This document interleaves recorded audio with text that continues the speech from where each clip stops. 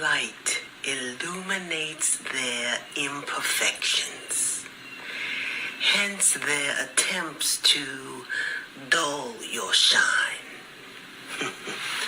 Light 'em up.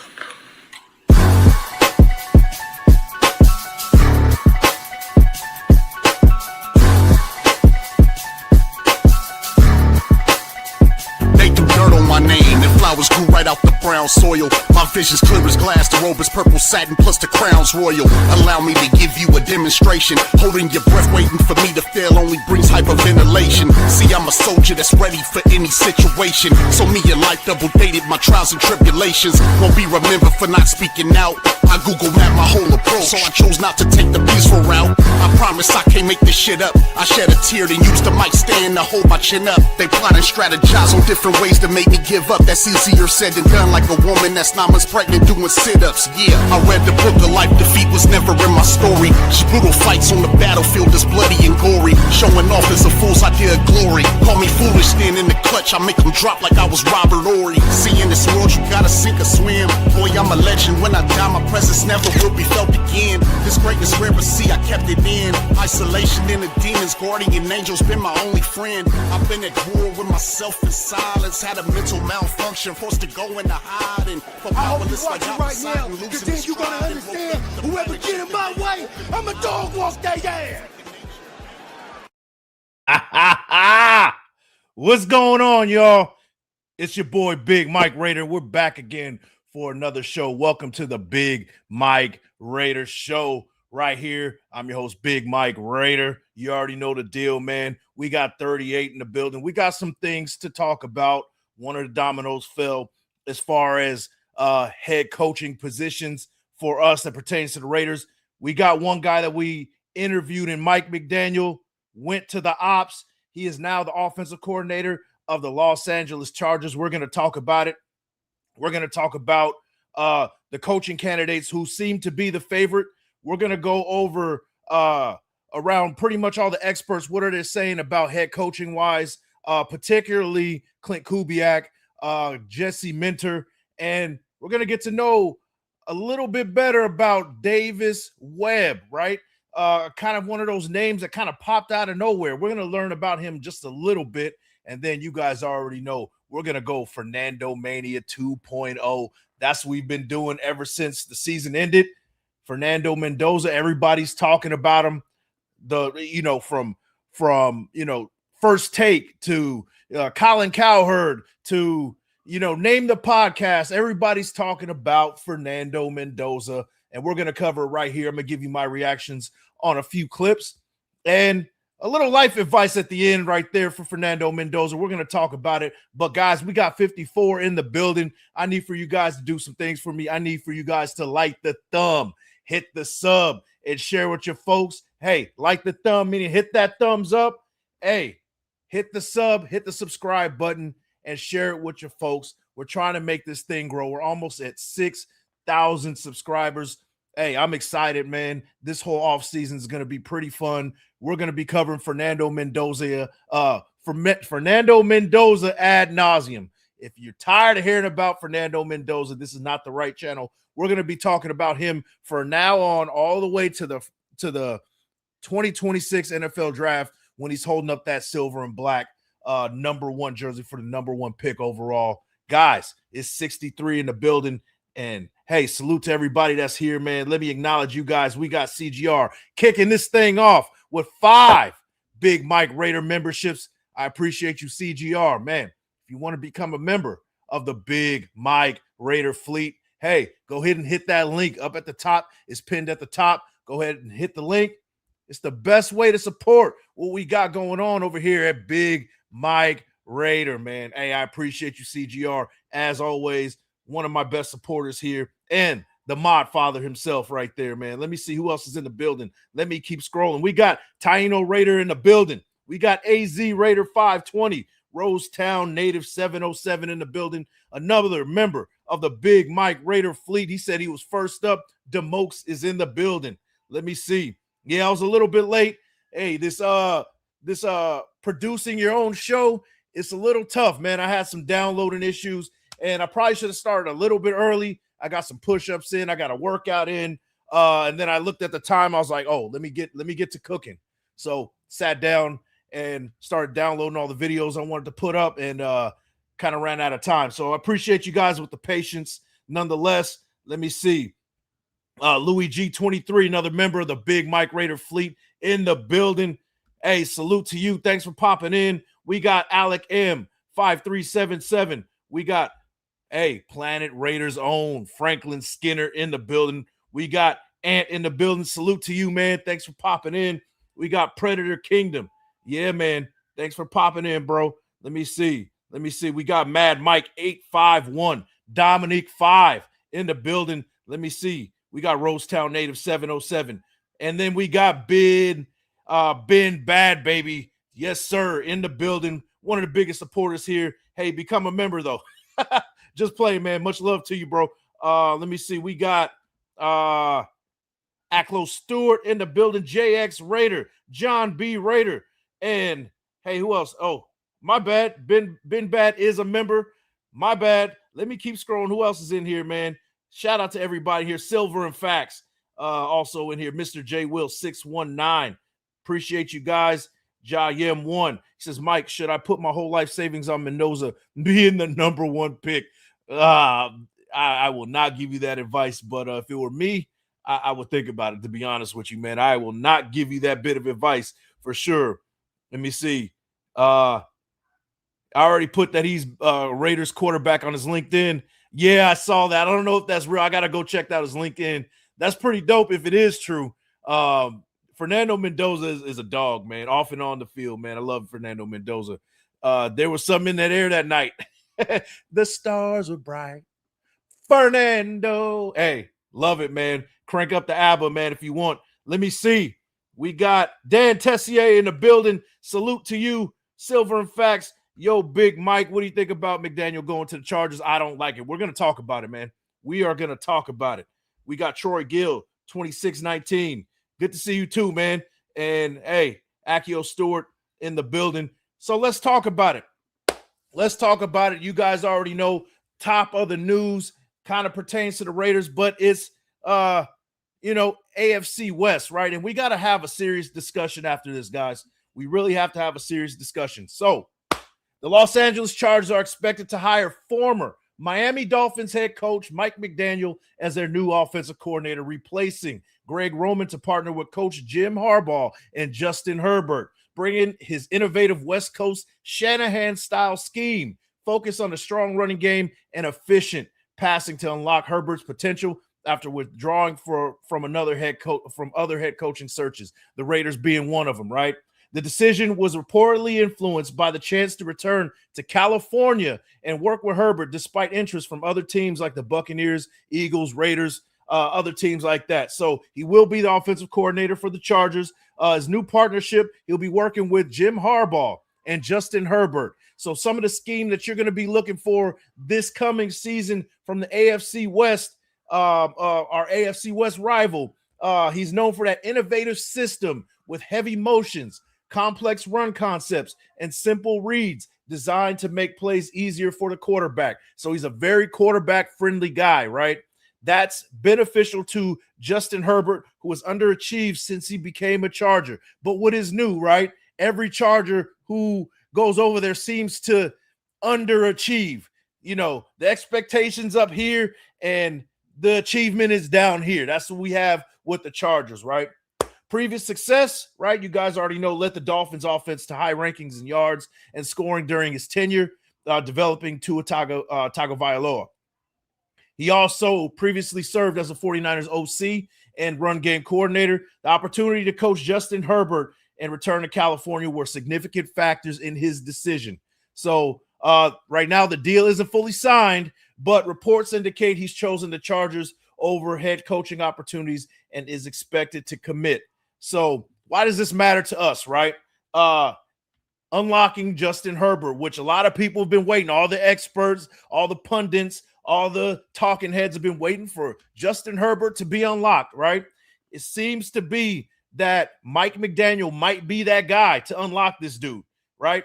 Who knows? We've heard it from time and time again that, Justin Herbert needs to be unlocked, and this time it's gonna happen. Hey, maybe Mike McDaniel is that guy. I hope not, but we'll talk about it, right? He's also complimenting Harbaugh, right? McDaniel's strong running game focus aligns with Harbaugh's philosophy, creating a powerful offensive identity, right?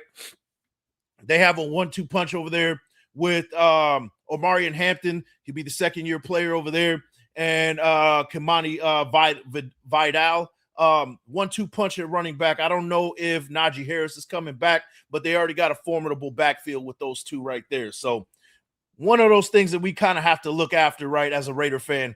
High expectations. This move signals a strong commitment to offensive firepower, with many expecting the Chargers offense to flourish under this new duo. All right, enough of the Chargers. What does this mean for the Raiders? Guys, we have to have a serious discussion. We really do, right? So we're looking at a division, right, where the Chiefs are having an off year, but they dominated the AFC West for about a decade, right? Super Bowl after Super Bowl after AFC Championship, being undefeated in the conference, dominating the Raiders for the most part, and it was painful, right? We saw the Broncos go from the basement-ish, right, at the bottom of the league, back into the AFC Championship picture in a matter of a couple of years, right? In a matter of a few years, they're back in the AFC Championship. It looks like they've located their quarterback. They got a Hall of Fame-ish head coach over there, right? And then now you look at the Chargers with Jim Harbaugh complimenting with Mike McDaniel. Here's my message to the Raider brass: Tom Brady, John Spytek, Mark Davis. You got to get your shit together, right? Raider fans, we're underwhelmed about pretty much everything right now. I think these last 2 years have been a big bruise that has scarred us pretty bad. In 2 years, we've won 7 games, right? And we've seen the whole AFC West, the bottom of the AFC West, the Broncos being that team, just rebuild before our eyes. They're in the AFC Championship. They're 1 game away from making the Super Bowl, right? The Chiefs, they'll be back. And the Chargers, they underachieve, but at some point, they're going to figure it out. Raiders brass, you got to get it together this time, right? This is the time to get the head coach right. This is the time to get the offensive coordinator right. This is the time to get the defensive coordinator right. You got to hit on the draft, because guess what? The AFC West is going to be the toughest division in football next year. So, hey, I'm not expecting you to win the division next year, but you got to compete. You got to look like you belong in that division, because right now, those other teams go from the basement to building, and they stay there, while the Raiders have been at the middle at best and have been at the bottom. The Raiders brass, get it together, because every other team in our division isn't playing games. That's my message to the Raiders brass and the Raiders. Let me know what you guys think. I need to hear it, man. Let me see. Let me hear it, y'all. Let me hear it. We almost beat them with a crappy team. Yeah.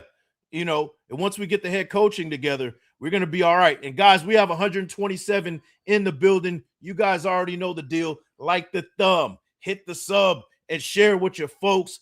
Hey, we're on the road to 6K. We got about 185 to go to get to 6K subscribers. Go ahead and hit that thumbs up. Let me see. We got Alec M. He says nobody cares about pre-merger titles charges. There you go. Paper champs. That's what they do, man. Oh my God, we got Carlos in Fuego in the building. He said we really need that innovative head coach and dog defensive coordinator. Raider Nation for life, man. Predator Kingdom says I agree. Yeah, no doubt, man. Anything before that first Super Bowl doesn't count. Yeah, I hear you, man. Let me see. Let me scroll up a little bit. I want to hear you guys' reactions off that message I'm sending to the Raiders brass. We need to build it now and quick, right? All 3 of those teams that are above us in the AFC West are building. They're constantly building. They're getting their shit together. And it looks like the Chargers have finally figured it out on offense, at least at the beginning, starting with the offensive coordinator. Let's see if it works out for Justin Sherbert. Let me see. Broncos been lucky this often this year. F them. Yeah. They have been lucky, but guess what? They're in the part. They're still in the party right now. They're one game away from making that big game. They can get lucky all the way to the championship, and now we're just talking about how lucky they are, and they got a title in their hands. So that really all that matters. So, guys, ladies and gentlemen, we got L Rocket 7556 in the building. You have been acknowledged, my friend. Good to see you. Much love to you. Let me see. We got, my bad, the Chargers got an AFC title in 93-94. Yeah, that's about it. They got smoked by the 49ers that year too. Let me see what else we got here, man. We got Predator King. I knew the Chargers were cooked when they didn't succeed. In 81 with Fouts, 94 with Sayal, 07 with Rivers. Let's see, who else? They were first in the league in offense and defense, didn't make the playoffs. One year, I think it was 06, they went 14-2 and lost to the Patriots in the second round of the playoffs. They had three good running backs at some point with Michael Turner, Darren Sproles, and another third guy that they had. Still couldn't get the job done. They have constantly underachieved. That is what the Chargers do. But a Mike McDaniel hire at the OC position is something definitely to talk about, and the Raiders better buckle up and get their shit together. That is a big move from the Chargers, man. Let me see. Predator King says Chargers always choke. Yeah, no doubt, man. No doubt. Salute to everybody in the building. Let me see what else. What you guys got to say about it, man. I would die for my team. Alpocalypse, quoting the great Fernando Mendoza, man. And we'll talk about Fernando soon, man. We're about to talk about him for about half this show. Mendoza time RPO coordinator, Raider Nation for life. Carlos and Fuego in the building, man. Spoon 8441. Herbert is now going to break his hands and be concussed. Hey, if we got that defense to get after him, man, maybe we can cause the concussion, man. Hey, not that I'm promoting injury for any player, but hey, if it's happening on the field and it's the Raiders knocking some heads and it leads to that, I'm all for it. Hey, I'm just saying I have to put that disclaimer out there for all those people who are like, oh, you're wishing harm on whatever, right? Go Raiders, my buddy. Jeff Gaines in the building, man. Much love to you. We got Kev Style 12-12 dealing with this shit for too damn long. It's about time we change this, man. And we got True Raider Podcast in the building. Salute to you. Much love to you, man. Hope everything is well on your end. Let me see. I think Stidham can upset the Patriots. Not going to lie. Yeah, I have a feeling. I mean, we saw what Stidham can do with one game, right? Against the 49ers, he lit it up. I mean, I think we lost that game still, but he had almost 300 yards. He was wheeling and dealing, throwing that ball. I think he took a shot right before he ended up throwing a pretty solid pass for a touchdown. I remember that. Stidham is no joke. So they got their hands full, the Patriots do. But LA winning a Super Bowl in the Bay is going to be hilarious, and I'm from the Bay. I hope it happens, man. I think we're all rooting for the Rams to an extent, right? Let me see. We got Raider Deb in the building. She says, Fernando. Hey, there you go. Raider Deb in the building. Salute to you. Let me see. 100% Big Mike. He says 3-year plan to make the playoffs, and let's effing execute that shit with ninja-like precision. I love it, man. Yeah, we got to do it, man. We got to do it. Let me see. Crushed by the Niners in 95 Super Bowl. Yep. Super Bowl 29. I'll never forget it. I was in second grade at the time. It's not that, I kind of remember it. Let me see. Shout out to Martin reposting the stream, man. Much love to you. Let me see. We've seen it turn around with the hires and solid drafts. It can be done. Yeah. Consistency, continuity. Get the head coach right this year, and let's build that way. Let's stack up some wins year after year, right? I think in 2 years we can get this done. I really do. Let me see. Go silver and black. Just some toast with butter. Sounds delicious. Hey, no jam. It's all right, man. Hey, just toast with butter. Hey, I remember after school, I would walk home from school in middle school, and I would go home and smack about half a loaf. Hey, maybe that's why I'm as big as I am now. I was smacking about 6 slices of bread and throwing some toast and some butter on that thing, man. Hey, just some toast with butter, man. It's a solid name right there. Salute to you, man. I agree that Stidham is going to upset him. Oh, man. We'll see, man. We'll see. I don't want to see the Broncos in the Super Bowl. I don't want to see the Patriots in the Super Bowl, man. I just hope whoever plays in that Super Bowl between those two lose to the Rams or the Seahawks. There you go. Been bad in the building, man. Much love to you. HCL Psycho in the building. What's up, Big Mike Raider and all you Raider Nation? Just pulled up as always. F the Queefs, F the Queefs, F the Queefs, man. Same energy, man. I love it. I love it. We got the legendary Sean Johnson in the building. Salute Big Mike. Seems like it will be Clint Kubiak or Davis Webb. We shall see. I'm kind of excited about Davis Webb a little bit. We're going to talk about him. We're going to talk about him. Let me see. I'm going to read some more of these comments, and we're going to get to the next segment, man. Whiners and the Queefs will always be the most hated. Absolutely. Absolutely. I don't like the Chargers either, but it's mostly their fans I don't like. But that's just me. I really am not a fan of the Chargers like that. Let me see. Humphreys Bolts, quarterback, only one that has got to a bowl. Yeah, they were kind of the underdogs that year. Him and Natron Means at running back. I kind of remember that back in the day, man. Let me see. We got Edgar Sosa in the building. He's feeling the Fernandomania as well. We're going to talk about him. No worries, man. The brass needs to build O-line and depth. If they draft Mendoza, be competitive and build on that. Raider Nation for life. The Bat Fry Pods in the building, man. Much love to you. Let me see. Hey, they have helmets and pads for a reason. There you go. Knock somebody on their back, man. That's the protection. That's what is needed, right? Let me see. Let me scroll down a little bit, and we're about to get into this thing again. Let's go Rams so we can hire Kubiak. No doubt. No doubt. I feel that. For real, I'm 50 decades of dedication for our Raiders. Hey, 50. Hey, not bad for 50, man. Salute to you. Salute to you. Hey, I'll be 39 on Saturday, so I'm hitting that 40 next year, that big 4-0 next year, but I'll be 39 on Saturday. So, yeah, man, it's crazy that the time is kind of flying. Almost 40 is pretty crazy. Let me see. We getting some hoggies in free agent. Big Mike, man, I saw that, and I my big ass saw hoagies. I was like, where we getting some hoagies? Sound good to me. Tiny No Raider says I pick Rams to win it all, but I hope Seattle wins. Yeah, I'm rooting for the Rams too. I'm not rooting for Devontae Adams to win one though. I'll tell you that. F the Rams, Chicken Hawks all the way. I feel that. F the Rams, hope Adams never gets a ring. Yeah, hey, we're on the same page, man. Let me see. Let's scroll down real quick. Let me see.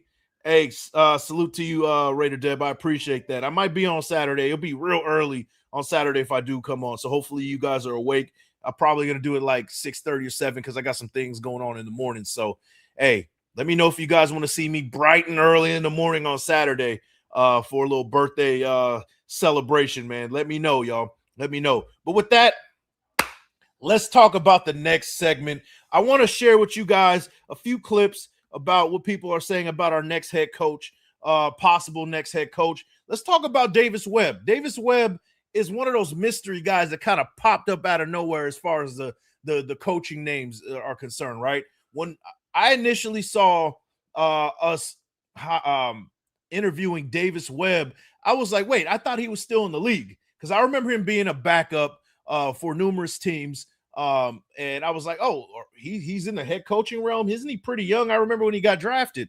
He's 30 years old. He'll be 31 later this month. And hey, a lot of people have some good things to say about him, particularly John Feliciano with Yahoo Sports. He was interviewed, and I want to show you what we're talking about here. Let's add it to the stage. And let's. As long as I know him Davis, I've never called him Davis. Hold on. Let me remove that. It's so weird for me to call him Davis. But man, yeah, that's Dragon, man. Dragon is a hell of a coach. He was doing things like he was the definition of a player coach. Especially, I mean, you go back to my time with him in the Giants, our 1 year there together. He was doing advanced scouting for the team that we would play the following week. So for many years, when he was in the Giants before, or even the Jets. But for sure, when he was on Buffalo, his first few years, he was all about doing, the coach's jobs. I mean, he was, doing all the advanced scouting, breaking down film. So Davis is, like my tweet says right there, I think we have an opportunity in Buffalo to do what the Rams did with Sean McVay, hiring Sean when he was 30. I think Davis is going to be one of the best coaches in the league in the next decade.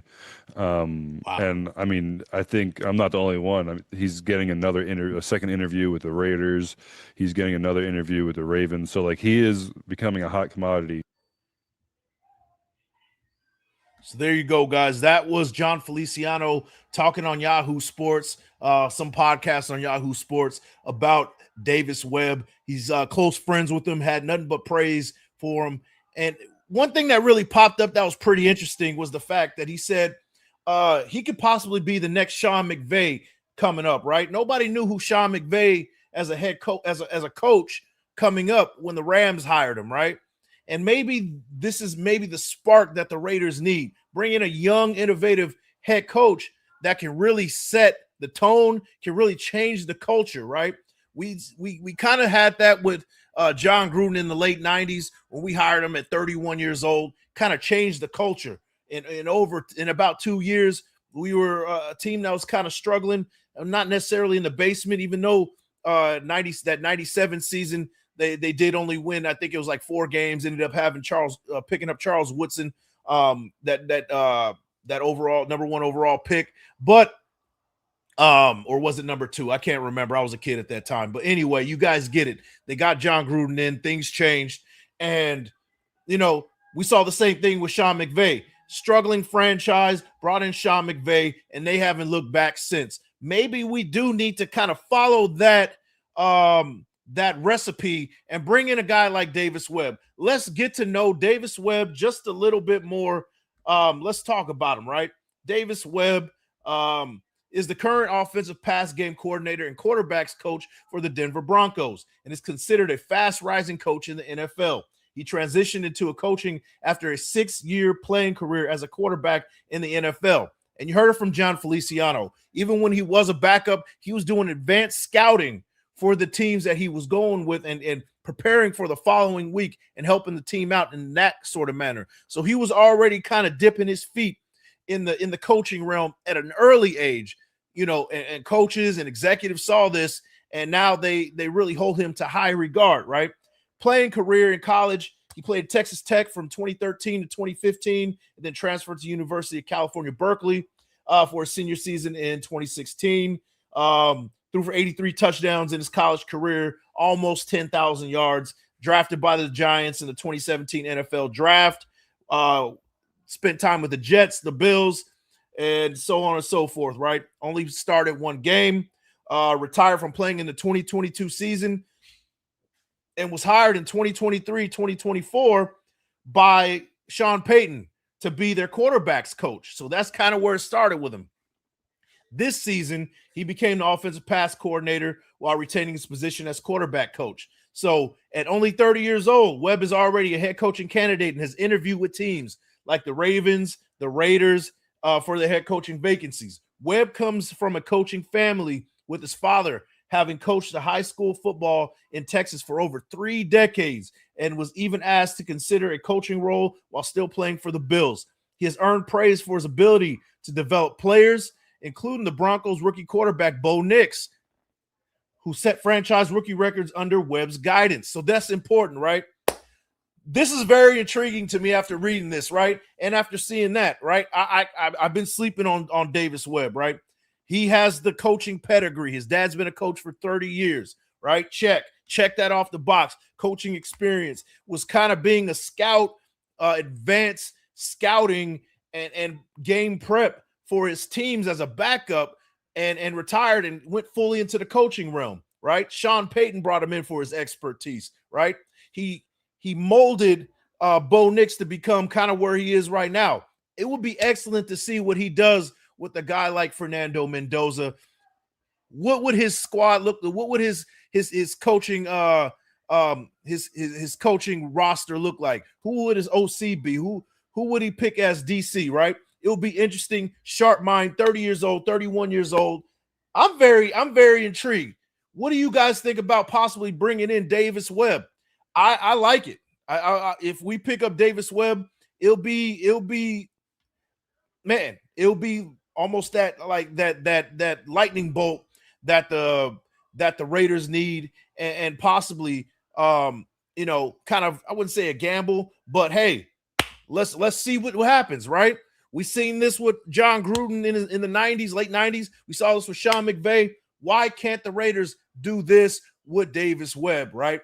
He has the pedigree, he has the knowledge, he has the support. I think it's a good one. Let me know what you guys think, man. Let me know. I'm pretty excited if we bring in Davis Webb. I'm not going to lie to you, man. It grew on me. Nix is in year 2, isn't he? Developed to what degree? Has Bo really developed from year 1 to year 2? That's a good question. I mean, I think he's improved from year 1 to year 2. Usually I don't give quarterbacks any true verdict on where they're going to be, whether they're a franchise guy or not, after 3 years, right? Unfortunately, fortunately, whatever you want to say, we're not going to see him in the AFC Championship to really kind of get a full gauge on what he's going to do in big games. But he has a playoff win under his belt at this point, right? Year 3, when we see him next year, how is he going to improve at that point, right? It remains to be seen. Under Sean Payton, you like to think that he would be improving from that. So who knows, man? I mean, if Davis Webb is that guy, man, he'll really mold Fernando Mendoza and put him to the next level, and then team him up with Tom Brady. I think it's exciting. I think that would be pretty cool to see. Let me see. Predator Kingdom, I'm intrigued by Davis Webb. Yeah, me too. I had no experience when I got drafted. Been bad. Getting drafted in the 1938 NFL draft does not count, man. The game has changed. They don't run the wing tee anymore, unfortunately. The game has changed, man. But hey, you can brag that you got drafted in the 1938 NFL draft when there was like 6 teams. It was like the Steelers, the Redskins, and all the other stuff, man. So you do have that under your belt, man. Salute to you, bro. Nav, man, in the building, man. Let me see. Alec M says, got PTSD on Broncos coaches. I feel you, man. But hey, Webb might be, he might be a different guy, man. I'm willing to give it a chance. In the case we trade down, Big Mike, will be your honest reaction on that. I would be pretty upset. But if that's the case, I'm looking at offensive tackle at that point. Hopefully we don't trade too far back, then we can get we can get Bain. We can get Bain from Miami. I think he was a game changer. He really put his stamp on that national championship game. I like the guard for Miami. Was he the tackle? Maui Goa. I like him too. Those are 2 guys I was looking at for Miami, and I know both those guys are going to be top 10 picks in the draft. So hopefully that doesn't ruin everything, and we trade back. I would be devastated. I'm not going to lie to you, man. That would be a kick in the nuts for sure. Webb as OCS, run the team. Nah, he needs more experience. I mean, a lot of people were saying that, Felon, about Sean McVay. Look at where he is now. He's probably one of the best coaches in the NFL right now. He's constantly winning. I don't know, man. It's a gamble for sure. It's definitely a gamble. But hey, how far down can we go at this point? I think he has enough experience, put some good guys around him. And this is not like Antonio Pierce situation. I think that, this is a guy that's been kind of really preparing himself, has a pedigree in his family to kind of prepare him to be a coach. I think it'll work out, though. I really do. Webb as an OC and mentor as head coach, I could dig that. Yeah. Even better, man. I'd be all right with that. I'd be all right with that too, man. Hey, as long as Webb is in the building, I would really like that. Hell yeah, he's my choice. Ben Bad in the building, man. He says Davis Webb, number 1 choice. Hey, I'm not mad at it, dude. I'm really not, man. I'm really not. It's a huge gamble. Yeah, absolutely. Absolutely. But if it works, now you look like a genius, turn the whole culture around. Hey, why not, man? Why not at this point, man? You got to try something. I like Kubiak as a head coach and Webb as OC. That would be excellent. That would be excellent, right? And that's a way of making those those splash moves that we've been talking about, that they have to make, considering that everybody else is making the proper moves to better themselves in the division, right? That would really, really get Raider Nation excited, right? You got to hit a home run in this offseason. So, yeah, that would be a great move, Nav, man. I agree with you. Sean McVay, a Gruden guy, to dating way back. Yeah, that's true. That's true. Let me see. I think Bo became a smarter quarterback this year. Yeah, I haven't really done too much film or much looking at Bo Nix and how he's improved, but I mean, he's gotten his team to AFC Championship, so I would say that he's improved a bit. I would say he's improved a bit. Hey, might be hell of a coach. I will support him. Yeah. Hey, I'll support the youngster, man, for sure. We got Hug D's nuts in the building. Oh, Hug D's nizuts, my bad, in the building. He says, large Michael Pirate, my brother, man. Hey, salute to you, man. It's been a while since I've seen you, man. Much love to you, bro. Let me see. Bo's legit, all bias aside. Yeah, he is. Fuck him. Trying not to curse on this show, but hey, it is what it is. Let me see. We got Machiavelli 1899. What's good, Big Mike? Hey, salute to you, man. Let me see. What else you guys got to say about Davis Webb? Let me see. So then if we can't say without a doubt that Bo has developed, then why are we giving Webb the credit? I would say that he has, right? I don't have the stats in front of me. Stats don't necessarily tell the story. But if you're doing it in equating to winning, well, Bo Nix has a win under his belt, right? Now you can give that to the defense, of course, but I would say that Bo Nix has done more than enough to say that, you know, he's improved this year in comparison to last year, right? That's what I would say. And I think Davis Webb would be an excellent gamble, a calculated risk taken by that. I mean, it's the reason why he's been given a second interview. He might be impressing these guys, right? And then also, you look at the time when the Steelers brought in Mike Tomlin. Nobody knew who Mike Tomlin was at the time. He wasn't a favorite to be the head coach at the time for the Steelers. He wowed the coaches and had a Mike Tomlin-esque showing in that interview room, and they were like, we can't pass this dude up. Maybe Davis Webb is wowing these guys in the front office so much to where you can't deny him the job. So we got to trust Spytek and Brady that they're going to make the right decision. I will. And to be honest with you, I think it will be an excellent choice for bringing the youngster in. I don't think he's done anything to be labeled a bust. Yeah, are you talking about Bo Nix? I mean, absolutely not. I mean, the dude's got his team to an AFC Championship. So, I mean, you can't say bust if he made it that far. If we get Kubiak and Webb with Fernando, it's basically going to be unreal. Yeah, no doubt. Let me see. A couple more from you guys. Let me see. Josh Allen screwed his team. They should have beat the Donkeys. Yeah, he did. I would say the refs also screwed him too. Let me see. There's more than an NFL draft, Big Mike. Man, what? Hey, it's draft season, man. It's draft season, man. Come on. Let me see. Let me scroll down a couple more. We're about to get to this next segment. Let me see.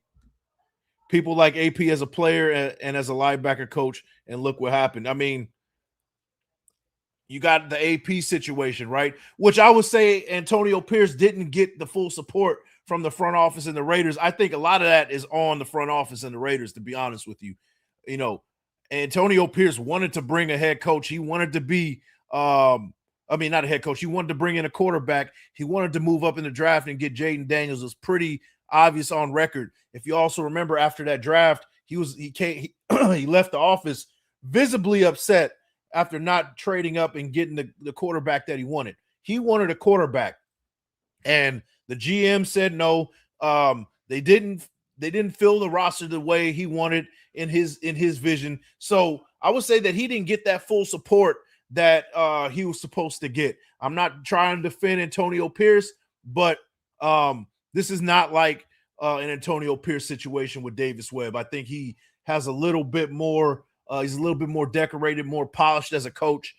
He's been preparing for this moment, it seems like, since he was in the NFL as a quarterback. And, you know, I don't know, 30 years old. He's wowing the people, you know, up front, you know, and to be honest with you, I would say that Mark Davis was pressured to bring him in as head coach, Antonio Pierce. But that's beside the point. I'm gonna go on a tangent with that one, but I don't think it's the same thing as Antonio Pierce. Let me see. And when we got Hug these nizuts with the $20 haymaker, he says, "Big Mike, love you, big bro. I'll be in San Diego this week." Oh, okay. Got any recos for eats? Oh yeah, I got you, man. You've never steered me wrong. By the way, I'm telling you now that our team is on the rise. New staff, quarterback, real hope, and a gang of picks. Man, we're on the rise for sure, man. But as far as eating spots go, I lived in San Diego for almost 4 years, so you asked the right dude. So if you want Mexican food, that's you're in the best place, right? So there's a place called Tacos El Gordo. Look it up. It's excellent. The best tacos you've ever had. There's another place. It's called Lucha Libre in San Diego. What's cool about that place, the food is decent, it's pretty solid, but they have luchador masks that you can buy, and they it's like wrestling theme in there. It's awesome, bro. It's awesome. If you want something fancy, there's a couple Italian restaurants in Little Italy that are really good in San Diego. Just go look up Italian food in Italy, right? Little Italy. Excellent right there, man. If you're looking for a burger, Hodad's is pretty good. There's a place right next to Hodad's in the gas lamp area that's called Donut Bar. So if you're looking for amazing donuts, Donut Bar is where you want to be. And what else? There's a Jamaican food spot on 32nd Street, right up the street from Base. Excellent Jamaican food. Go check it out, man. Plenty of good eating spots in San Diego, man. You asked the right dude. But shout out to Hug These Nuts. Hug These Nizuts, my bad, for the $20 haymaker, man. I wish I could meet you out there, but this weekend's my birthday. My daughter has a game. So, hey, enjoy that San Diego sun, man. And, man, maybe we can link up soon, man. That'd be pretty cool. Let me see. Navman 32nd Street has a badass burger joint. Can't remember the name. I can't remember it either, man. There's a Mexican food spot on 30. Well, it's on National and 32nd, I think. It's called Rolando's. They make a good surf and turf burrito, man, for sure, man. Let me see. Hug D's going to Revolution down in TJ. Hey, TJ's got some good spots too for some unsavory things, but hey, stay away from there, man. Stay away. The only position coach I would ever be cool with hiring as head coach is a quarterback coach, since that's the most important position to focus on and have the greatest impact on our team. Bang, zoom. Yes, sir. I agree with you. Silver and Facts, I agree with that one, man. Let me see. Needs to go cross the border to try Hong Kong best food spot. Oh, there's a what is that place called? I can't think of the name. Hey, my folks that were in the Navy, man, the salt and pepper wings, the fried wings at the Chinese spot. What's that Chinese spot? If you guys don't know, it's all good, man. But salt and pepper wings in San Diego is excellent too. Let me see. I get stuck in a third world country. Don't do it, man. Let me see. Go to TJ right now. Might just end up staying there. Yeah. Hey, real hood mech spots. Yeah. Rolando's on National. Excellent spot. It's in the hood. But it's good. Oh, in North Park too, they have a lot of good breweries. You can go brew hopping in North Park. Really good. We did that back in the Navy. Man, I had good times, man. When I wasn't working, for sure. Royal Mandarin. Yes, sir. Yes. Royal Mandarin. I knew somebody knew. Royal Mandarin, salt and pepper wings. You got to go get them, man. Get a big tray of them. That takes me back to my duty days on the USS New Orleans, man. Shout out to my folks on the USS New Orleans, man. I think they're in Japan right now. But, yeah, I was stationed on there for 3 years, man. Man, let me see. There's a place on North Island that shawarmas taste just like Jabal Ali. I was in Dubai, and I was in Bahrain, and I had shawarma there, and it was excellent. Let me see. Oh yeah, you can't go wrong with the Filipino food in San Diego. Pancit, yeah, for sure. Let me see. Pinnacle Pete's. I've never heard of that.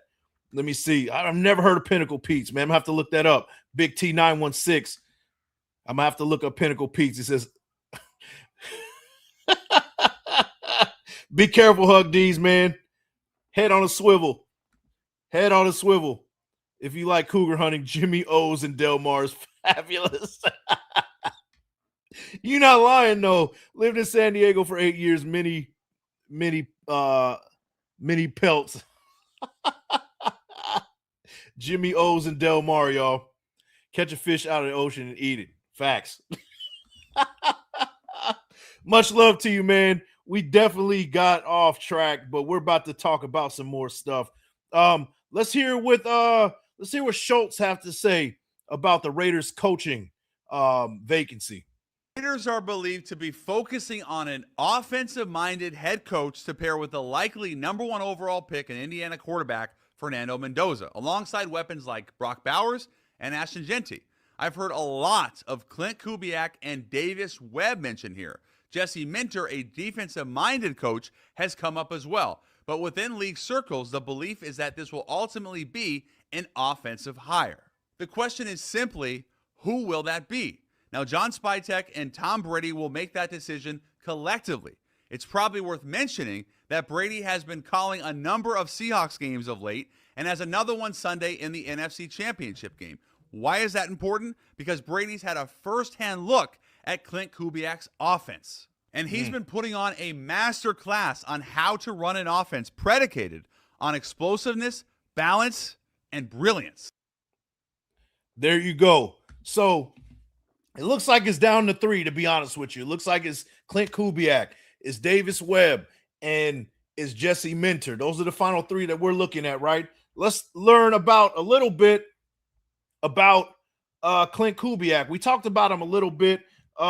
His coaching career spans both the collegiate and professional levels, primarily focused on the offensive side of the ball. He's known for his work in developing quarterbacks and implementing effective offensive schemes, particularly within the Kyle Shanahan coaching tree. So West Coast offense is what we're talking about here. Coaching ranks, he started at Texas A&M from 10 to 2012, and then again in 2015 as offensive quality control coach and graduate assistant while earning his master's degree.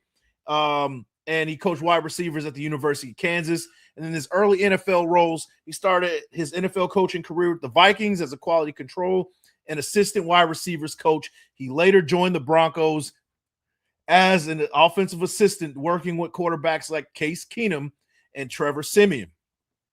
Offensive coordinator and passing game roles, 2019 on, with the Minnesota Vikings. After a second stint as a quarterbacks coach from 19 to 21, he was promoted to offensive coordinator in 2021, where the offense ranked 12th in total offense.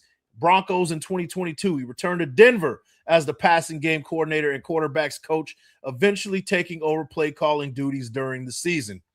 49ers in 23 as a passing game coordinator for the 49ers. He helped lead an offense that tied for the most touchdowns scored in the NFL and reached the Super Bowl. And then in 2024 with the Saints, he served as offensive coordinator for the Saints for the 2024 season. Interesting. Derek Carr was there. Long shot kind of situation. If you feel like Fernando Mendoza needs to sit and kind of wait his turn and kind of learn the offense a little bit, maybe you bring a guy like Derek Carr with Clint Kubiak for 1 year. I'm not saying that's what it is or what's going to happen. I'm just saying it'll be a pairing if you're looking for a bridge guy, if that's what you desire, right? Seattle Seahawks 2025 and on. He was hired as a Seahawks offensive coordinator in January 2025, and in his first season helped guide the offense to a top 3 finish in scoring and the NFC's number 1 playoff seed. He's one of the hottest head coaches right now. Looks like Clint Kubiak is the fan favorite to be the Raiders head coach. And then you got a guy like Jesse Minter, current defensive coordinator for Los Angeles Chargers and is prominent candidate for several head coaching positions. He comes from a coaching family as son of former University of Cincinnati head coach Rick Minter. Minter's career includes significant success at both the collegiate and professional levels with the focus on defensive schemes and player development. So, in his NFL roles from 2017 on, he spent 4 seasons with the Ravens, starting as a defensive assistant and working his way up to defensive backs coach. He joined the Chargers as defensive coordinator in 2024, reuniting with head coach Jim Harbaugh. Under his leadership, the Chargers defense became one of the top units in the league, first in points allowed in 2024 and 5th in total defense in 2025. At 42 years old, still pretty young, Minter is a highly sought-after head coaching candidate and has interviewed with teams like the Ravens, the Raiders, and the Browns during the current offseason. So those are the top 3. If you guys had to pick out of those 3, who are you bringing in? Let me know in the comments. Let me know. I trust Big Mike's palate. No pause.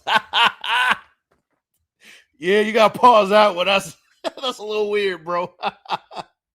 Let me see. Hug D's for Mexican food. Tacos El Gordo. Nice night out with the wife downtown on the waterfront. Yeah, no doubt, man. That'll be a good night.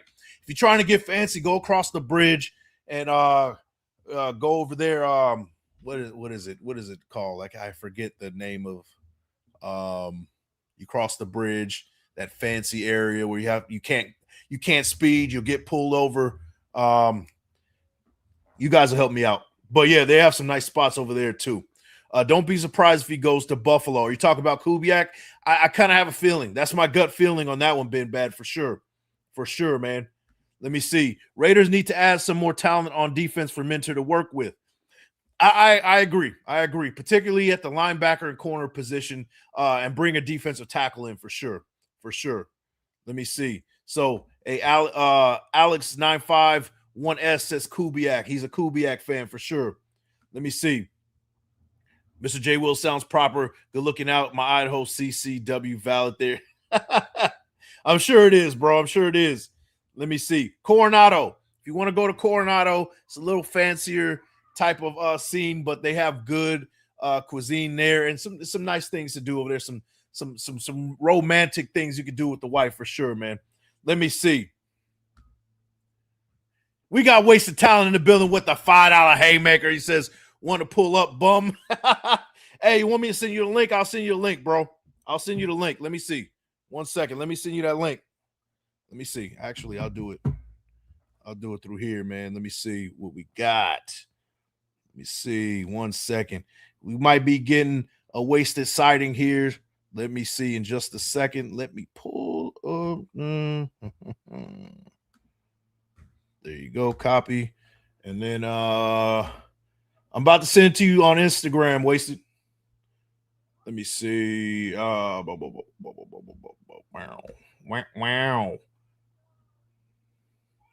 Let me see. Mr. Wasted Talent. Let me see. Boom, has been sent, bro. If you want to pull up, you're more than welcome, bro. More than welcome. Family Feud must not be Aaron. I have no idea what you're talking about. All right, back on topic. I absolutely agree that a quarterback whisperer type head coach would be dope, but I just want a great coach no matter who it is and some great OCs to mold this team. Right now, we got doo-doo. Absolutely. If you could somehow doctor all 3 to come in, Jesse Minter as the DC, Webb as the OC, and Kubiak as the head coach, that would be even better, man. Let me see. And we got Demokes with the $5 haymaker. Says, I think Kubiak wants to go to Buffalo after that presser this morning. Oh, okay. I haven't seen the presser. Kubiak to Buffalo. I kind of had a feeling that may have happened. That may happen. I also thought maybe Baltimore was kind of his second pick as well. So, and I said that on the previous show that, Buffalo is probably the hot ticket, the hottest coaching job in the NFL right now, considering, they got Josh Allen there. They got a solid defense. They got weapons. And an offensive-minded coach will probably set them over the top in theory, right? So I can see that, man. Let me see. Raider Deb says, boo, boo, boo. Yeah, some of that boo-boo. That's what we got right now. G-Funk, 900. If those three don't work, who are we going with? That's a good question. That's a good question. I know they were after Ejiro Evero. I know that was a thing. But I don't know. I don't know. Those seem like to be the final three, to be honest with you. Unless you go, with our guy Flores. I'm not a fan of that. I don't know. I thought Mike McDaniel would be somebody that we'd be looking at, but he's with the Chargers now. So yeah, for sure. I don't know. Let me see. Man, shout out to my guy Demokes, man. The $5. He said I didn't see the presser, to be honest with you, man. I'm gonna have to look that up, that presser this morning. But man, hey, appreciate you with the $5 bomb. I appreciate it, man. Let me see what else. Joe Alex 951 S, he says Joe Brady or Brian Dable being their options, in my opinion. Joe Brady is another one, actually. I don't know why I didn't think of that name. I would like Joe Brady. If we can't get any of those three, Joe Brady would be on the top of the list.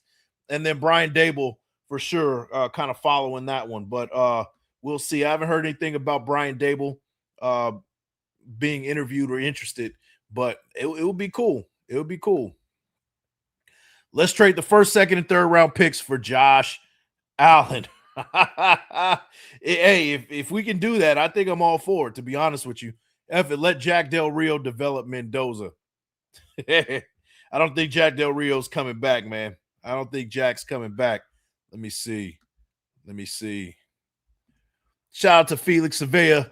He says, I watched the Seahawks overtime win over the Rams where Clint Kubiak dial up a play and a walk-off victory in the last few seconds of the game. Because of that play, Clint Kubiak became my choice for head coach. Yeah, I think it's kind of a fan favorite, Clint Kubiak, for sure.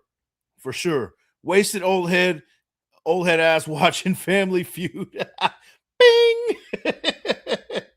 So the Steve Harvey suit, man. Shout out to Steve Harvey, man. I just hope we don't wait too long and be screwed like last year with another. We got to make a move, man, before all these spots get taken, for sure. That was for the Bills, not us. Oh, it's for the Bills. Okay. I'm going to still have to check that out either way, man. Let me see. And we got Hug D's Nizuts with the $5 bomb. Hey, second right there, man. The third one, that's a TKO, man. Let me see. We got Big Mike. In your opinion, if you were a candidate, where do we as an organization rank? Are we going to be bottom barreling it again? No higher still has me nervous. So I'm going to be honest with you, bro. Throughout the league, I would say that we're probably at the bottom. Yeah, we got the top of the line facilities. We got, top of the line, stadium, Las Vegas, but the organization seems to be in disarray from the outside looking in, right? And, Tom Brady does help that image just a little bit, but, I would say throughout the NFL, we're probably looked at as kind of a dumpster fire. So if we are going to bring in some head coaches, we're going to bring in some coaches. We're going to have to pay top dollar. That's just the name of the game now, right? Until we're proven to have a stable organization, we don't get to necessarily have the first pick. That's why I'm okay with a guy like Davis Webb, because he's kind of, I wouldn't say a no-name, but a name that hasn't really surfaced yet. So if you get, kind of catch lightning in a bottle with that one, now you got yourself an extra boost that you wouldn't necessarily get from somebody that already has a proven name. So that's kind of where I'm at with that. Hopefully I'm wrong with that one, but I would say that that's the case. Ladies and gentlemen, we got my guy Wasted Talent in the building. Salute to you, bro. What's going on, man? Bum. The bum. The bum, yo. I rushed home from work. I rushed home from work, and then this bum doesn't answer me back. What a bum. Man, I wasn't even looking at my phone, bro, man. Hey, my bad, bro. Ladies and gentlemen, we got Wasted Talent in the building, man. Hey, what's up, brother? Man, nothing much, man. Hey, we got some videos to react to. It's Fernandomania 2.0. We got to talk about some things. I mean, you got some initial thoughts on Fernando Mendoza. I know we didn't talk about the game. At least me and you didn't talk about the game, kind of the aftermath. What's your take on Fernando Mendoza? What did you see? What did you like? What did you not like? Let me know, bro. Look, I mean, the one thing that we have always like wanted from the previous quarterbacks that were here was toughness. Absolutely.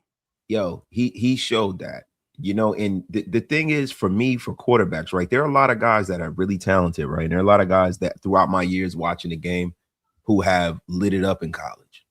They've been guys like, you know, a little bit before your time, Big Mike, like Andre Ware, you know, lit it up at Houston. He was the #1 pick, and you know, and he got to the NFL and he went to the Detroit Lions and he was no good. You know, and there are a lot of guys that we've seen light it up over the last few years, and they get to the NFL and it's not so great, right? Yeah. So for me, when I look at Fernando Mendoza, it's not really about, you know, how he went about, you know, this game, because there were games where he did light it up, right? Yeah. It's about how he reacted and responded to the adversity that he faced. Yeah. How you know, I'm gonna be real with you. Mike Shanahan did not call his best game either. That's true. He didn't call his best name. Like he was leaving Ruben Bain unprotected as a free rusher, and they were teeing off on Fernando, and he got up and that guy, you know, responded. He called his own number when they needed him. To me, there's no other kid in the last few years that I will want more than him. And I'm not getting caught up in the emotions. It's because the things that I see as far as with his makeup of who he is as a man, I think that the basement for Fernando Mendoza is just a guy that is a really good quarterback who makes the playoffs. And I think really the ceiling for him could be a great quarterback. And it has nothing to do with the things that you can see, right? The things that you don't see are the things that matter when it comes to quarterbacks. Because all of these guys, man, these guys all got talent. Yeah. You know, he doesn't have to have a laser rocket arm. He's a guy that, you know, for me, if he has the wherewithal to understand NFL concepts, he's playing in an NFL offense right now, so we know that, right? He has the wherewithal to remember and retain the information and react to it on the field. He has the ability to make men follow him, because he has a lot of guys on his team. He doesn't have a lot of young guys. Yep. He has a lot of guys that have played a lot of college football. A lot, right? You got some guys on this team. I remember like the running back when they were interviewing that kid at the Mike. What I say to you, I said, man, that kid, like, he got 3 kids. Yeah, like he's about 32 years old, bro. These are grown-ass men, and he got everybody to a man on that team following him. Yeah. These are the things you got to pay attention to as a quarterback, and how he responded, called his own number, ran that ball in, and got hit all in his back, ran people up, bro. I don't give a shit if he didn't throw for 5 touchdowns, because guess what? He's not throwing to, you know, Jamar Chase and Justin Jefferson and Brian Thomas and Jack Besh. Like, he doesn't have that there. He has a bunch of guys that are 3-star guys going up against a Miami team that looked every bit the part of an old SEC team about 5-6 years ago. Absolutely. And hey, look, we talked about it over the phone, man. I was like, I don't necessarily want to see Fernando Mendoza dominate that game. I wanted to see how he handles adversity, right? He got hit in the mouth, you know, with the helmet, got his lip all busted, chin all busted or whatever, unflinched. And I was like, that's the guy I need. That's the guy I need on my team. Ice cold. Fucking cold, man. Like, it wasn't no whining and crying and, you know, rolling around, writhing in pain. Yeah. You were not going to stop that kid from winning. Yeah, absolutely, man. You were not going to stop him from winning, man. So I am 100% behind Fernando Mendoza. And you know, Mike, I've been on the Mendoza train very, very early. Yeah, you were. Very early. Yeah. Beginning of the season. Because look, man, it like with college, man, it's not necessarily always about the numbers you put up, because that shit is subjective, bro. Like, you get these guys that go to these big schools, these football factories, you know, the Ohio States of the world, and those numbers can be really, really deceiving. That's because they have a lot of talent around them. Yep. And you don't necessarily see that with those 2 and 3 stars, right? A lot of these guys, they have mid-round grades. I think Surratt is a little bit ranked high. His projection's a little high. They say second round. I think he should be a third or fourth round. You got Cooper. I think he's a better prospect than Surratt is. 100%. And then that offensive line, they didn't look good. I mean, yeah, that was against a front four. All four of them are probably going to be in the NFL at some point. But all those guys weren't NFL talent to me, including the running backs. So, Fernando Mendoza working with what he's got, that says a lot, right? So, I'm a big fan, man. But shout out to Big Lil Bosco, my boy, with the $5 haymaker. He says, how history doesn't say this, but Raiders' job should have the most job security because I hope our front office believes we are rebuilding. Yeah. I think that brings value to the front office. I mean, to the vacancy when you have the number one pick, you have the cap space, you have the potential to make this kind of turn around in about a year or two, right? Which we didn't have the previous years. We didn't have that potential to kind of, turn the ship around, so to speak, man. What do you think about that, bro? I think that we look at, these jobs and these job openings and why people want what job. And what we don't look at is relationships. We don't look at the human part of it. We don't look at connections, things of that nature, right? People's thought processes aligning with each other. I really believe that the Raiders last year were kind of left holding the bag because they thought that they had Ben Johnson, man. They thought they had him and it didn't work. Yeah. And I think they tried to scramble and paradigm shift relatively quickly. I think that some of the jobs that you guys think are available aren't. Like Brian DeBall is going to get the Buffalo job. Oh, okay. It's going to get it. It's either him or Joe Brady because they are trying to placate Josh Allen. Mm-hmm. They're not going to bring somebody new in, right? And then the way that the previous coach got done, when you start talking about, not dumpster fire, but how you feel like you're going to be treated. Oh, man. Like the guy makes it to the playoffs 9 years in a row and you fire the guy, right? And then when you start talking about Steve Bisciotti and the Ravens job, they're not big game hunting. Right? And I don't think that a guy like Clint Kubiak wants to deal with the Lamar Jackson situation. Yeah, true. I mean, it seems like Lamar Jackson, nobody wants to touch that situation. Yeah, I mean you got a $216 million or 60 whatever $million quarterback that had 2 MVPs before, right? That is getting a step slower, getting hit more, and he hasn't developed as a passer. So you're putting yourself in a situation where you are almost guaranteed, unless you make the Super Bowl, you are most likely going to be an underachiever and be fired. True. It's Super Bowl or bust. Like they set the metric that high because it's a team who perennially makes the playoffs, right? Yeah. I don't think Lamar's radioactive, but what I do think is I think that if I am a guy that's been around this league like Kubiak, and I've been all these different places, I've already seen what it's like for me to get a ready-made product in Derek Carr. Yeah. Right? I've already seen what it's like. I'm having a reclamation project with Sam Darnold, right? Mm-hmm. But what he's never had is a guy that has that much stroke in the building and is owed that much money. Yeah, it's a lot. Contract is oppressive, bro. And I don't see, Kubiak even getting the Buffalo job because I just really believe Josh Allen is their guy. Mm-hmm. I believe he played his best football with Brian DeBall. I believe he's going to go up to that front office and put his – I know they don't care about what he thinks. Most times owners don't. But I think he's going to put his name and his support behind Brian DeBall. And I think DeBall is going to get that job. I also think that Brian Flores is going to get the Pittsburgh job. Oh, that's a good fit too. That's the only job that he'll get. Yeah. Because we forget he's suing the National Football League. That's true. Well, hey, back to Fernando Mendoza, bro. I want to talk about, there's people everywhere talking about Fernando Mendoza. Derek Carr being one of those guys, right? He's kind of backpedaling on what he said on his previous podcast, trying to do a course correct on the things he said. Hey, let's talk about it real quick, man. I want him to be the quarterback. Yeah. Okay? I'm setting the record straight. Yeah. Okay, but I also want them to do so much around him that when he walks in there, he's the greatest Raider of all time. We gotta right some wrongs. Oh, okay, let's write them. I had so many stupid tweets about people saying that the Raiders should not take Mendoza. Drove me absolutely. I even texted Brandon about it. I said, Are you saying because people were giving you a hard time that you said they shouldn't take him? they said that I said that they should not take him. That's not what you said.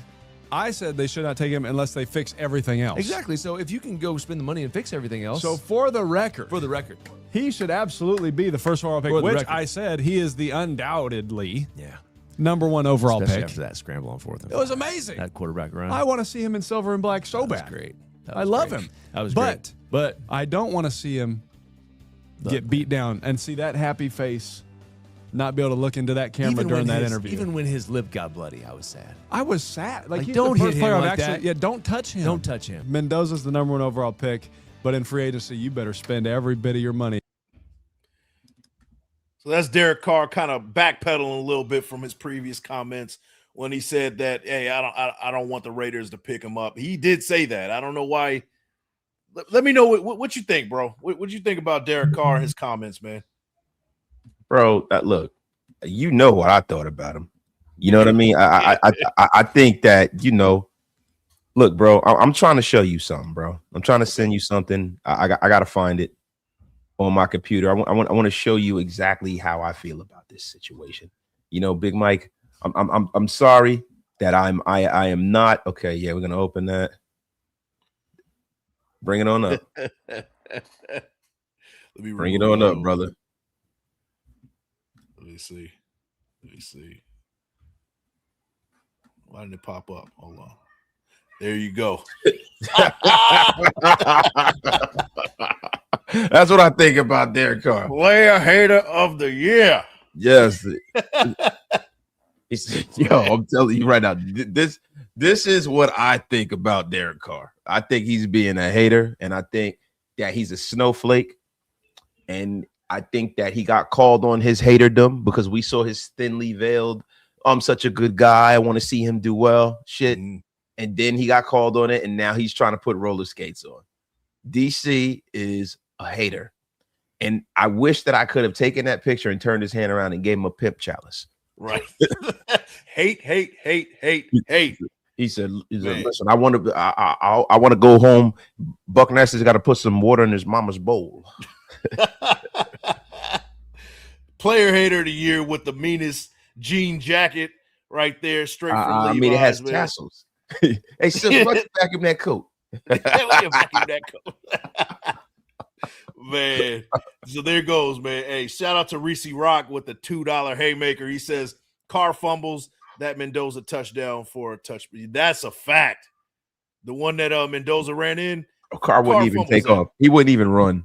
He wouldn't even run. In the beginning of his career, he would have. 2016 Carr would have. Anything post 2017, he wouldn't have ran. He would have just collapsed. He would have collapsed at the line of scrimmage. But bro, listen, I get it. Everybody knows what the Raiders need, right? But if you really watch the Raiders are not, and I know you guys are going to attack me for this. The Raiders' offensive line is not as bad as advertised. We forget about the commodity that is one of the most precious commodities in sports, which is coaching. Yeah. This was a historically bad job of coaching. This was a historically bad job of coaching. I mean, guys, let me ask you guys a question. You're in a meeting room. They got film up. They're trying to tell you and talk about a certain technique that they're trying to, bring. And then this is the face that looks at you. No, not that guy. I'm sorry. Sorry, not that guy. Mike Florio right there, bro. Yes, Mike Florio. Mike Florio wouldn't be in the Raider locker room. This is the face right here. Salute to my guy, my brother, man. Dave Walker, man, my brother. All right, guys. We're going to work on a new technique. All right. You go in the corner and rest in peace. Jesus Christ, man. I mean, bro, how is it possible that guy was responding? And look, I got to thank Pete Carroll. And I got to thank Brennan Carroll. Because now we got the number one pick. I really appreciate you guys for being so inept and so terrible. Look, I agree, man. And you know, I kind of have a beef with Carroll, man. Brendan Carroll, man. I think I'm gonna challenge him to hell in a cell. You're fired. Fired. Man. So hey, I got a couple more clips, man. Raider Paul, are you blocked? Wait, Raider Paul, I didn't block nobody. No, I'm talking about. He said, "Boy said unblock me." Oh boy, hey. Raider Paul, did I block you, man? I'm sorry, I didn't mean to hijack the show. Yo, Raider Paul, did I block you, man? For real? Hey, those who've been blocked, now's your time to get unblocked right now. He's feeling. You're blocked, Raider Paul. Damn. Well, Raider Paul, you probably deserved it because you're an effing bum. That's the reason you're gonna stay blocked. The F is wrong with you, Raider Paul. I'm sure you probably said some slick shit and you got blocked. No, look, Raider Paul, I'll go back and look. I normally don't block anybody permanently unless you're like a complete asshole. So what I'm gonna do is I am going to amend your permanent, your lifetime ban in the gulags and allow you to grace us with your presence over at Raider Nation Unlimited. Yes, sir. Yes, sir. Welcome back, man. Welcome back, man. Hey, so I got another clip. It's Emmanuel Acho on the Speakeasy podcast. He's talking about Fernando Mendoza. Let's hear what he has to say. Mendoza is the guy that can turn the Las Vegas Raiders around. If anybody can do it, Mendoza can do it, and here's why. It's not because he has some unfathomable skill set. It's that he's a very unflappable quarterback. He's going to go in there like a veteran. Mendoza's not going to be the guy that you got to worry about as a quarterback off the field. So instantly you can check the box of it's not going to be any off the field thing that distracts from Mendoza from being great. Then you think about what did he do at Indiana? He's already had one of the most historic turnarounds we've ever seen at the collegiate level, which is a feeder system into the pros. So if Mendoza can have a historic turnaround at the collegiate level, he has the DNA to do it at the NFL level. Turning Indiana around is a greater feat than turning the Raiders around. Turning the Raiders around is a gigantic feat. But Indiana is the worst or the second worst team in the Big Ten. I would suggest to maybe Rutgers on an annual basis. So if you can turn Indiana around, at least we know you're capable of turning teams around. So why do I like Mendoza? Because off the field, I don't have to worry about him. That matters. So I don't have to worry about a Johnny Manziel type. Like, no, we're fine. I don't have to worry about a Kyler Murray type. Off the field, we're not going to have any issues. Now on the field, does he have the maturation and does he have the poise to turn a team around? Does he have the belief and the faith to turn a team around? We've seen him do that. Everything else, that's how's he going to develop? What team are you going to put around him? What coaching staff you're going to put around him? What roster are you going to put around him? And also remember, Mendoza did this without a bunch of elite guys. I don't know that his wide receiving core is a bunch of first-round picks. Actually, I know that it's not. I know that his running back room's not a bunch of first-round picks. You know what I mean? So Mendoza also did this at Indiana without a bunch of elite talent. His offensive line was getting rocked today. Rocked. They got absolutely butt-whooped, and he still went out there and got the dub. So if anybody can do it, I believe Mendoza can. So that was Emmanuel Acho on the Speakeasy podcast. What do you think about the comments, man? He was pretty spot on, I think. Yeah, I do. But the thing with him is, man, and those guys on that podcast, these guys kind of go whichever way the wind blows. Facts. You know, you got to take it with a grain of salt. He's a guy that would probably like try to destroy the kid if he opens up in a bad way. You know, I mean, listen, man, I think Emmanuel Acho is knee deep in Joy Taylor right now. Listen, I have full confirmation right here, Big Mike. I have presented on my screen, and I have freaking evidence. Let me remove that. Hold on real quick. Hold on. I have effing evidence. There you go. With that peanut butter skin. So, all right, let me stop climbing around, yo. It's all right, bro. Hey, it's all good, man. Shout out to Emmanuel Acho making the solid choice. Man. Nah, that was, you know, it is what it is. But yo, I'm gonna be real with you. You know, he has a very, very valid point. I mean, he's on the same sheet of music as us. It's really there's nothing really for me to really say. Everything he's saying is absolutely right. It's one of the big reasons how I support him. Not Emmanuel Acho, but Fernando Mendoza. And to be real, man, you know, coming from a guy who's played the game at the highest level and has had to be led by players and stuff like that. You got to give him his grace and his credit. Those guys over there, him and Shady, you might not always like the delivery, but those guys, they do a good job over there. You know what I mean? So, like, for me, man, listen, I think Fernando Mendoza is the choice. There's nobody else in this draft as of now that I can look at and say, man, the Raiders are making a big mistake. They should take X, Y, Z. There's nobody out there in free agency. Like, we need to take the road the less traveled. Like, you got all these guys that have been so hyped. Like Reese Rock talked about this, right? Like Trevor Lawrence. Trevor Lawrence was the most overhyped quarterback I think I've ever seen. And he had a relatively charmed life as a college quarterback. Like he didn't have a lot of he definitely didn't have a lot of freaking adversity at Clemson. I mean, he had the best of the best. He got drafted #1, and the returns on his investment for like the Jaguars has been very, very minimal. Like, for him to have had all of the things that have done. So look, this is something that, anybody that's not on the Fernando Mendoza train, I really question your sanity, because how many more times are we going to bring in a bunch of retreads? How many more times are we going to try to short circuit the process? See, the thing with the Raiders is we always want to cheat the process all the time. Even when I was alive, you want to get to the front of the line when you're in the back of the line. Look, man, we in the back and we know that. Time to build the right way, man. Not this whole, we're going to rebuild. We're going to rebuild with Pete.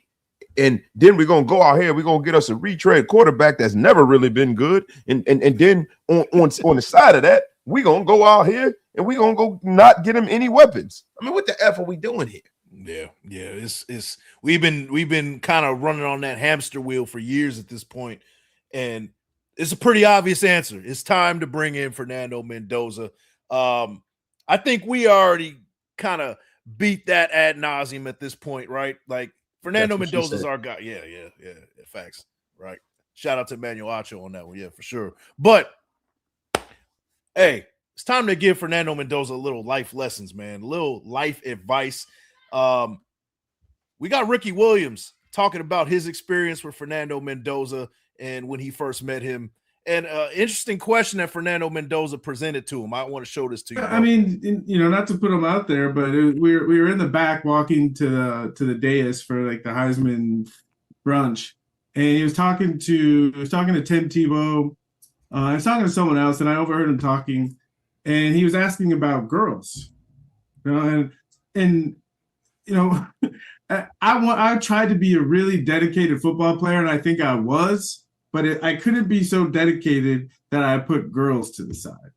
And for him, he's that kind of guy who's so dedicated that he really put girls to the side to focus on football.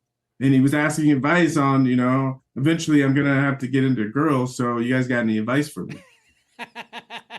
Did you have any? What kind of advice did you give him? Eventually. I wasn't in a place to give him advice. So I said, keep focusing on football. I'm glad you're here, bro. We got Uncle Wasted. We need some good wisdom given to Fernando Mendoza from our guy, Uncle Wasted. You got any sound advice for Fernando Mendoza? Yes. Never tug on Superman's cape, never piss in the wind, and never play cards with a man of a name of a city, and everything else is cream cheese. But no, really, let's just be, listen, look, let's be for real here, man. I definitely do. One, if it ain't broke, don't fix it.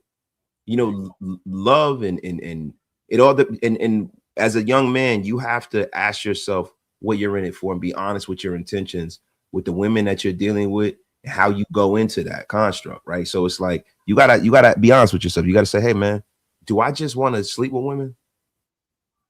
Or do I want to find love? Have I had enough experience with women to be in love?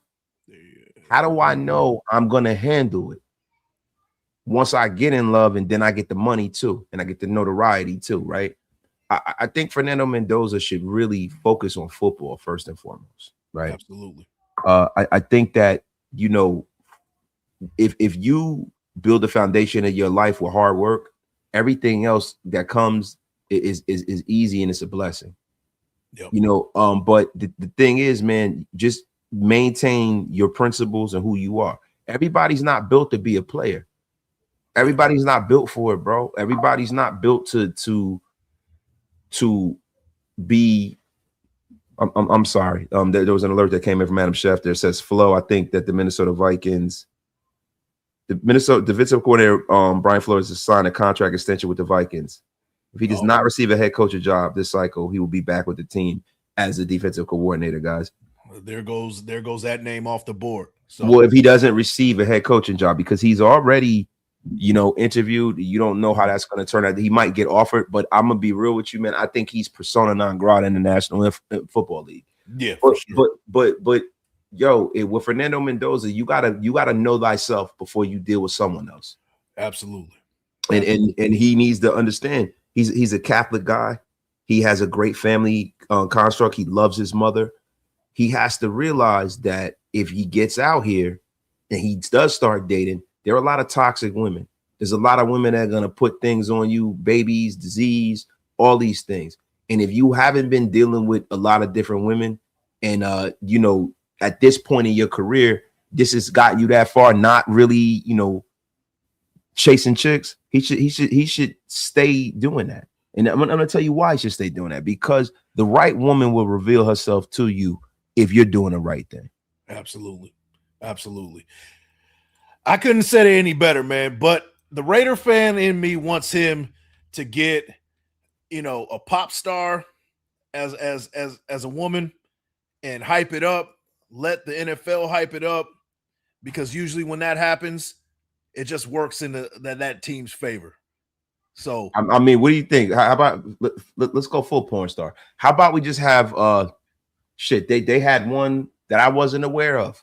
I've never seen. They had one in the audience. They kept showing, and everybody made a big deal of it on Twitter. Yeah, I didn't know. And then they said what her name was, and I had to do my little research for my podcast.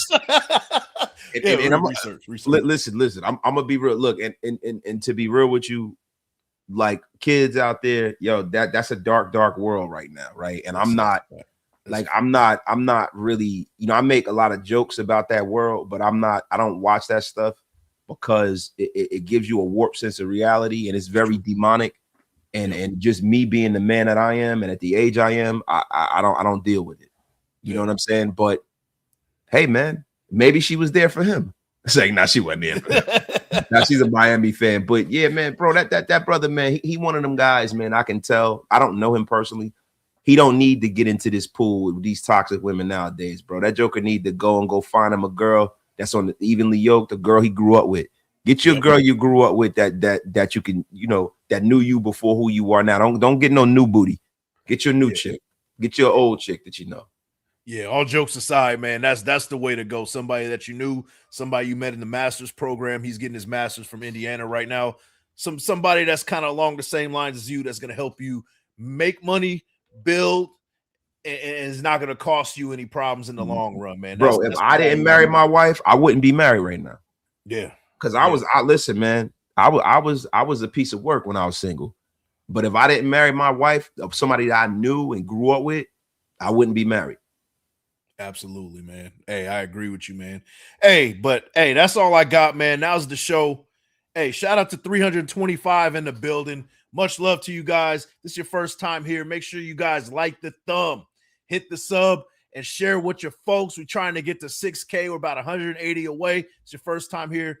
Hopefully it's not your last. And also, if you want to be a member of the Big Mike Raider fleet, hit that link up at the top. That's the best way to support what we got going on over here on the Big Mike Raider show. Hey, Wasted, man. Much love to you. Appreciate you. I appreciate you allowing me to pull up, man. I feel like I was an anchor to this show.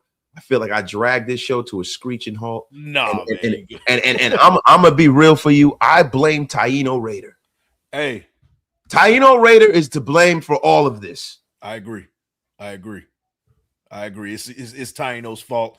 By the way, I gotta get that pimp challenge he made us. Listen, I'll be seeing you in a couple of weeks. Listen, bro. Yeah, you'll be seeing me, right? I'm definitely gonna give you your pimp challenge. And Graf's never getting his pimp challenge because I have not received my jerseys. So there's a ransom though. Same time, man. Same time. Man, hey, much love to everybody in the building, man. Much love to Wasted. If you guys don't know Wasted at this point, I don't know how the hell you found me at this point, but Wasted, he has his channel, man. Go ahead and support Wasted Talent, Raider Nation Unlimited as well. That is the show. I'm your boy, Big Mike Raider, and that is it. Hey, guys, and I'll catch you on the next one. Peace. Your light illuminates their imperfections, hence their attempts to dull your shine. Light 'em up.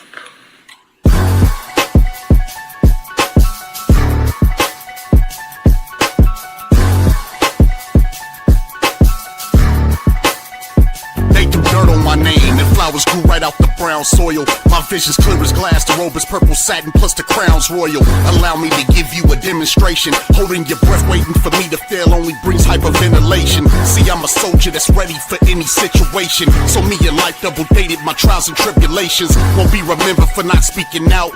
I Google map my whole approach, so I chose not to take the peaceful route. I promise I can't make this shit up. I shed a tear, then used the mic stand to hold my chin up. They plot and strategize on different ways to make me give up. That's easier said than done, like a woman that's 9 months pregnant doing sit-ups. Yeah, I read the book of life, defeat was never in my story. Just brutal fights on the battlefield that's bloody and gory. Showing off is a fool's idea of glory. Call me foolish, then in the clutch I make them drop like I was Robert Ory. See, in this world you gotta sink or swim. Boy, I'm a legend, when I die my presence never will be felt again. This greatness rare, but see, I kept it in. Isolation in the demons, guardian angels been my only friend. I've been at war with myself in silence. Had a mental malfunction, forced to go into hiding. For I hope powerless you're like watching right outside now, and because losing then his you're gonna stride and understand whoever get in my way, I'ma dog walk their ass.